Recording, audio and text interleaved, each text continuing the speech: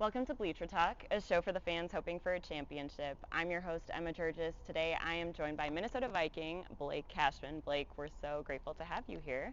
Thank you for having me on. Of course. So a lot of Vikings fans want to know everything about your childhood, college, ending up here back home with the Minnesota Vikings. So to start, let's talk about your childhood. You grew up in Eden Prairie here in Minnesota. What helped you build a passion for football? What led you to playing here? It's easy, it started from when I was really little, probably 5, 6 years old. My dad, big Minnesota sports fan, most diehard Vikings fan I know, and my brother and I, every Sunday, would be sitting on the couch watching the games with my dad, and then immediately after the game, we'd want my dad to come throw the football with us in the yard. So from that moment on, just my love and passion for football just continued to grow, and that's why I'm here, why I love it so much. Did you ever picture yourself getting to this point in the league, multiple years down your career already, still playing in the NFL wearing purple and gold? Never really thought of it too much. Of course, I always dreamed and saw myself playing in the NFL. But especially once you get to the point where you're preparing for the combine, preparing for the draft, all you want is an opportunity. You don't care who the team is, what colors you're representing. But to be back home playing for the Minnesota Vikings, it's been the best thing ever. And so many people ask, like, what's it like, man? And it's hard to put into words, but I always tell people it's like your most perfect dream, but better. Yeah. Best way I can put it. What's the first memory that you have of you in pads and cleats? Third grade, I had to be like an offensive lineman. I had to play defense line or linebacker. You couldn't carry the ball because I was considered too big at that age. But we were a good team. I was playing for the Eden Prairie Yellow team. So when you were making the commitment to playing at the University of Minnesota, you didn't know if you were going to get a scholarship at that point. Was it difficult for you to take the offer of being a walk-on without knowing what your future looked like at that point? It wasn't. I won't lie. I mean, it stung a little bit. I felt like I was a good player, had great talent, skill, and I was just overlooked. I see it as a blessing. It humbled me, kept a chip on my shoulder, which is a chip I still carry to this day, always in like I got to prove it mindset. But I just didn't want to live with regret. I wanted to play at the highest level I believed I could, and I knew if for whatever reason if it didn't work out, it would be a lot easier to transfer to a different school, whether it be D2, D3, rather than trying to transfer and go up a division. So really, at the end of the day, I just didn't want to graduate and look back and say, well, what if I would have taken a chance and walked on at Minnesota? When you made the commitment, did you picture yourself playing almost the entirety of your career on the field? I didn't. I mean, as a walk-on, I expected to redshirt, but I'm very competitive, and I like to think when I put my mind to something, my determination gets me there, and it was cool. Being a freshman, being able to, I was just playing special teams, but to get that experience in right away, I think forced me to grow and mature a lot quicker as a player, and it's something to be proud about. But it wasn't easy by any means because there's definitely a lot of highs and lows early on in my college experience, but I never lost sight of the end goal. How did your mentality shift after completing your first fall camp? We know that those are grueling, long August practices. How did that change your mindset going into your first season of college football? Well, the moment we're just like, holy crap, like I'm gonna be playing against TCU, who is the number 2 ranked team in the country, prime time under the lights. And I remember the first snap was a punt return. Now all I had to go in was line up over the ball and rush the punter. And I was so nervous. My heart was beating out of my chest, and I remember thinking, like, is this moment too big for me? But then it was like any of the other past experiences of playing sports growing up. Like once you get into the flow of the game, like you settle in, you get comfortable, and each week from there after training camp as the season continued to move forward, your confidence builds, and you get a routine, and you start getting really comfortable with your situation. What's your most nostalgic memory at then TCF Bank Stadium? Senior year against Northwestern. It was a night game. It was snowing, kind of like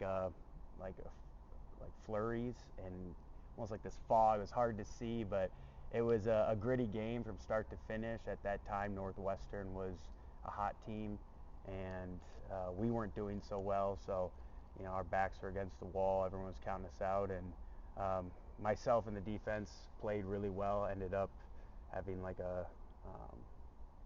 stripping the quarterback and taking it for I don't know, it had to be like a 50-yard touchdown. My one and only touchdown in college, so that was definitely an exciting game, exciting moment. Is there an away game that sticks with you throughout your career? Senior year, Camp Randall, beating Wisconsin, getting the Axe back. I think it had been 15 years. So, although I got ejected from that game, to see the team rally and continue to keep our foot on the gas and dominate such a good opponent, probably our biggest rivals, and to parade the Axe around their stadium, rub it in their fans' face. I mean, there's nothing better.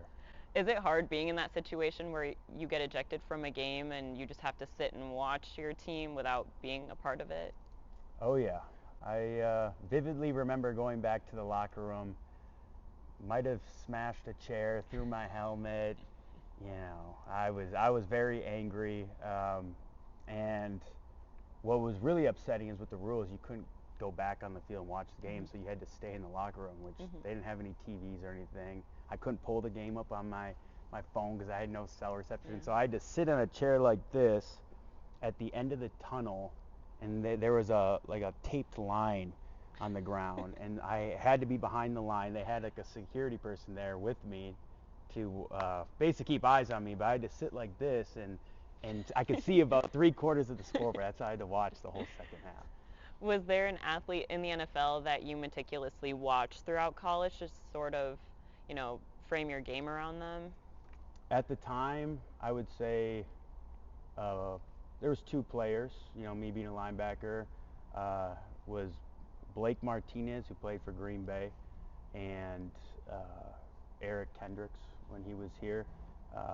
I thought Blake Martinez was really good in Green Bay, smart player, similar, I guess, talent skill level as me. So, he was an easy guy to try to look up to and try to mimic my game after. And then I really loved watching Ike, obviously a Vikings, got to see all the games, but when he was here, I thought he was one of the best coverage linebackers in the NFL. Now looking into your professional career, what was it like hearing your name get called in the 2019 NFL draft? Oh, it felt like 1,000 pounds lifted off my shoulders. The draft can be a really stressful process, especially if you have a large window of when you're going to be drafted.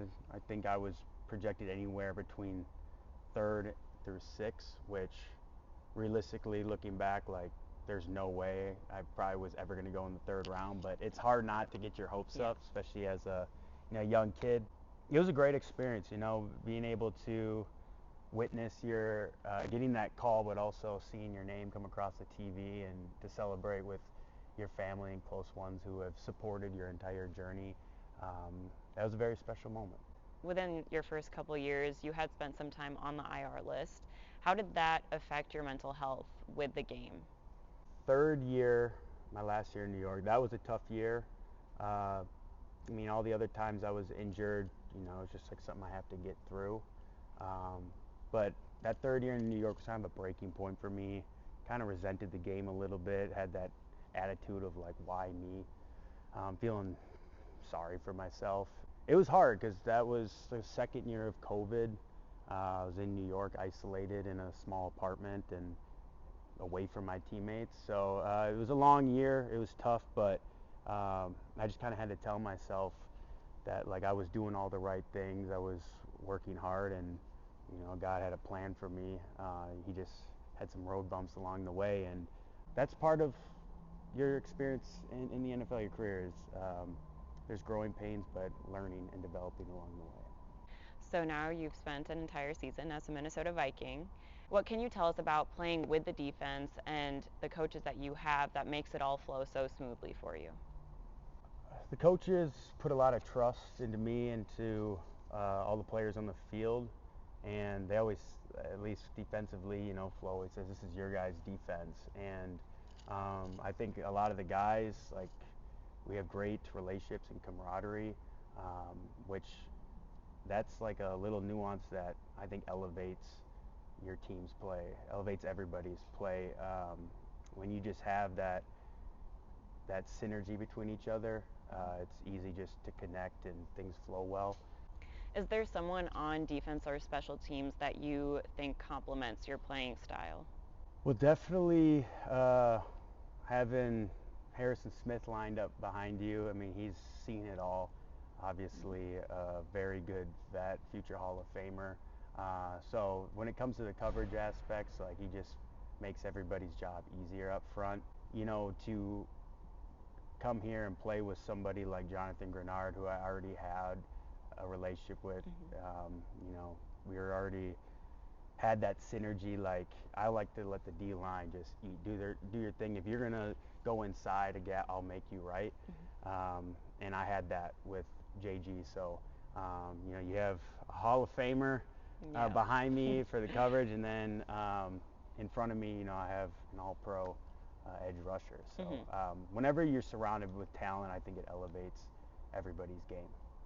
What was it like hearing the SKOL chant for the first time from the field as a Minnesota Viking? That had to be like one of the best moments. Until I got here, I had never played in US Bank Stadium. And of course I've been to games, but it's totally different feel once you're on the field, and you're in the mindset like, we're going to war here. But it's quickly, US Bank Stadium, the SKOL chant has quickly become a favorite place for players to play in the league. And whether you're a Minnesota Viking or the visiting team, the opponent, everybody enjoys that experience. I mean, our fans are the best, I think, and they bring so much energy and create just a rocking atmosphere. What can Vikings fans look forward to in this upcoming season? I like to think it's going to be another great year. I think, our team has done a great job at adding key pieces, maybe some pieces that we were missing last year.